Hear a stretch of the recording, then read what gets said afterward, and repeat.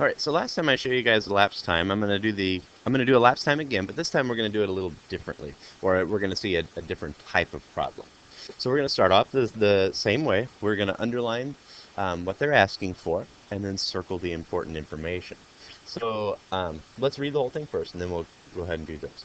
It says, Jordan wants to cook a ham for dinner. He knows the ham will take 2 hours and 20 minutes to cook. If he puts the ham in the oven at 2:45, what time should he take it out?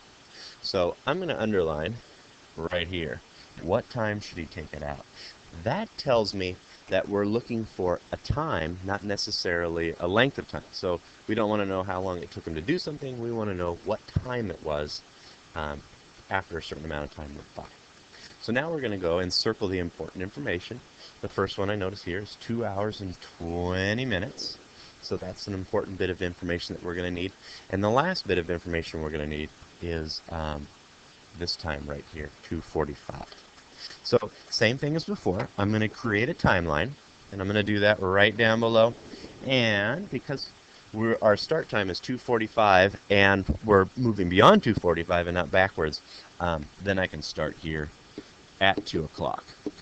And then I'm going to go probably all the way to 6. I can see that, it's going to be a little more than 2 hours after 2 o'clock. So just to be safe, I'm going to go up to 6 o'clock just to be sure.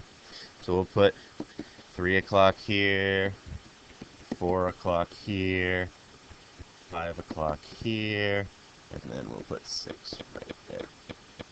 So now that I've got my timeline down, I'm going to put my my start time in first at 2:45. And now what my step is I have to use these 2 hours and 20 minutes and jump that amount of time. Now what's easier for me is to jump to the hours. So if I jump from 2:45 here, I know that I've just jumped 15 minutes. So I'm going to mark that 15 minutes because I'm going to add up all these times in just a little bit to get to that 2 hours right here in 20 minutes. So now that I've jumped 15, so I've used 15 minutes of that 2 hours and 20 minutes. And I'm going to jump again here. And that's 1 hour.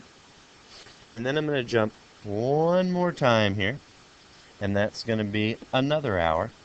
So far you can see the amount I've jumped is 1 hour plus 1 hour plus 15 minutes. So that is 2 hours and 15 minutes.